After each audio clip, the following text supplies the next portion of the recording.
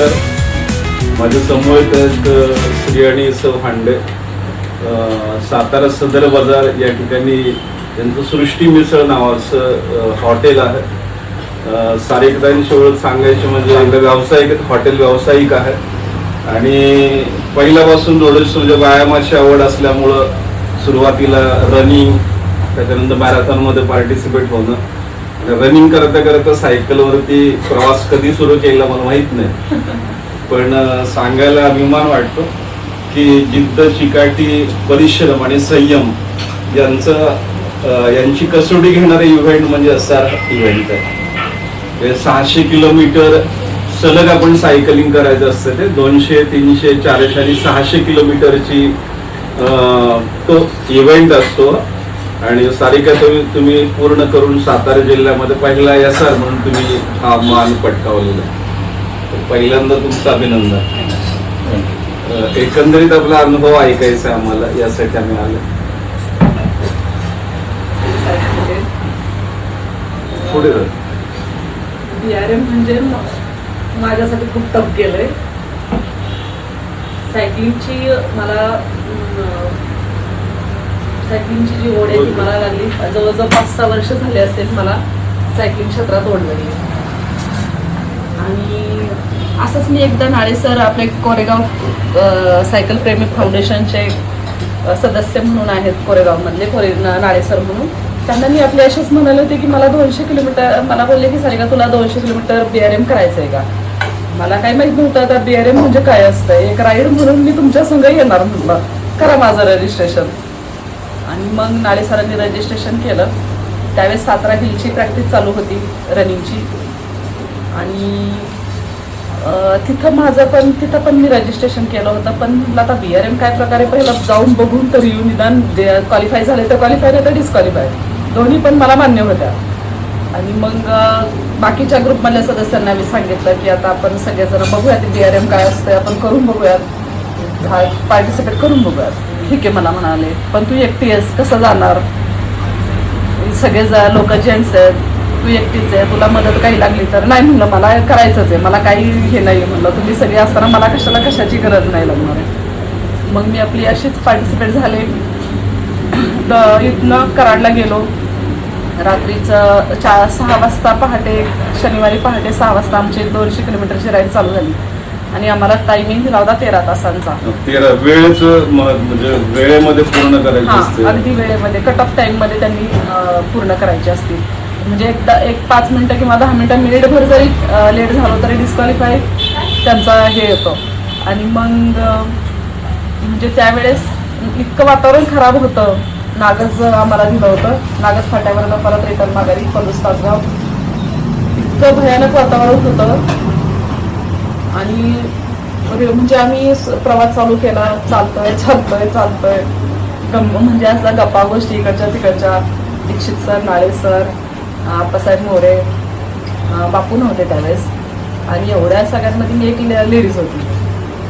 पण जाताना काही नाही, पण येताना रिटर्न जर युटर्न झाला 100 किलोमीटरचा नागस फाट्यावरनं, भरपूर पाऊस, अगदी वैतागलेलो. लाईट सायकलिंगला, खड्डे बुडगे इतके खड्डे. आणि कराडमध्ये पोहोचलो म्हणजे जवळजवळ पुलावरतीच. इतके भयानक प्रसंग झाले. हो, 200 किलोमीटरला म्हणजे अगदी 5-10 मिनिटं फिनिशिंगला राहिले होते आणि पावसात खड्ड्यातनं माझ्या गुडघ्या इतक्या खड्ड्यातनं माझी सायकल आपटली, आदळली अशी चांगली जोरात. आणि पुढे गेले तर भला मोठा साप पाया सायकल खालनं गेला. मी जोराची वरले, अरे आप्पासाहेब साप आलाय. ते म्हणे नको, तू मागं बघू नको, चल पुढं. आणि नंतर दीक्षित सर सुद्धा माझ्या संग होते. 1 मिनिट राहिला होता फक्त मला हे पूर्ण करायचं आणि मला ते होणार नव्हतं. म्हणजे मला इतका जोराचा क्रॅम्प बसला होता. आता दीक्षित सर मला काय होत नाही, तुम्ही करा पूर्ण. अगं मला म्हणजे फक्त 100 मीटर राहिले आणि तू इथं आता डिस्क्वालिफाय घेणारच नाही, बस तू सायकलवरती. त्यांनी इतक्या जोराचा मला दम टाकला, बस म्हणाले. मी तसेच क्रॅम्प आलेला पाय घेऊन बसून आणि मग ते पूर्ण केलं. मिनिट देखील किती महत्वाचं, 1 मिनिट सुद्धा खूप महत्वाचं. त्यावेळेस मला कळलं का मिनिटाचं सुद्धा किती महत्व आहे. 200 मीटर BRM करताना 1 मिनिट महत्वाचा ठरला. त्याच्यामुळे आत्मविश्वास आला आपल्यामध्ये की त्याच्यानंतर 300 मारताना 300 कधी येते त्याची होय, उत्सुकता होय. लागली असेल आपल्याला आणि बरोबर आहे? 300 किलोमीटर तर इतकं इझी मारले मी हा, मग ते जवळजवळ आत्मविश्वास आला हा, आपल्याला. पाऊण तास मी अगोदर आले 300 ला. आणि त्याच्या 400 ला काय 400च्या वेळेला म्हणजे आप्पासाहेब मोरे त्यांना थोडीशी इंजुरी झाली होती म्हणून आमचं तिथं एक तासभर तिथं थोडंसं त्यांना हे करण्यात गेलं. त्यामुळं शेवटचं जे रनिंग गेलं सातारा ते करावं इतकं फास्ट आम्ही केलंय त्यांनी म्हणजे अगदी हाय गेअरवरती पूर्ण 50 किलोमीटर हाय गेअरवरती आम्ही सायकलिंग चालवली. मग ते 15 मिनिटं ठेवून मी कव्हर केलं. आणि शेवटचा टप्पा म्हणजे 600 किलोमीटर आहे तो.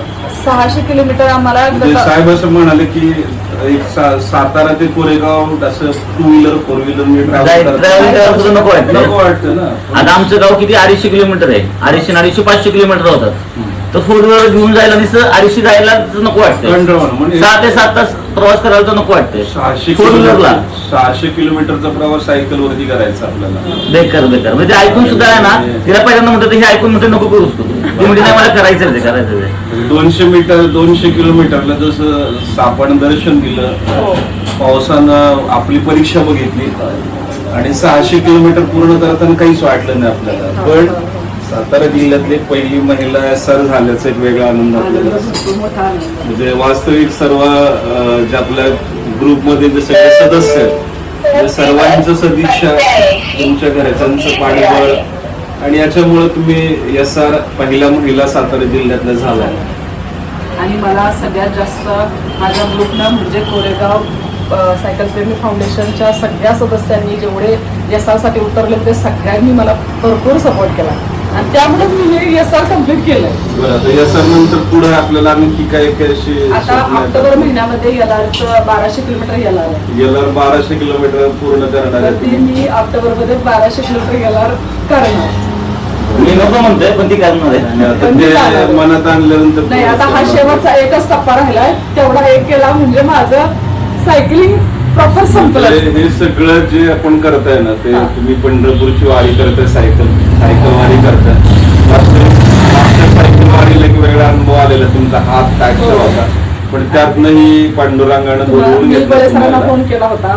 बळे सर मला आता काय जमणार नाही मी पडले सायकलवर. नाही तुम्ही चला 1 किलोमीटर का होईना पण सायकल चालवा नंतर आपण सायकल गाडीमध्ये टाकून जाऊया. पण मी कम्प्लीट केलं होतं पंढरपूर डायरेक्ट. आणि ते पांडुरंगाच्या आशीर्वादानं आपण हे सगळं आता पूर्ण करत व्यवसाय चांगल्या पद्धतीने सांभाळताय. सगळ्या आपल्या हॉबीज आपण हे पूर्ण सगळं करताय. संभाजी माझी जेवढ्या माझी म्हणजे सायकलिंग असेल रनिंग असेल मॅरेथॉन असेल मी सगळं हे सगळं सांभाळत करते. अच्छा इतर तुम्ही तुमच्या मैत्रिणींना किंवा काय तुम्ही असं संदेश द्याल?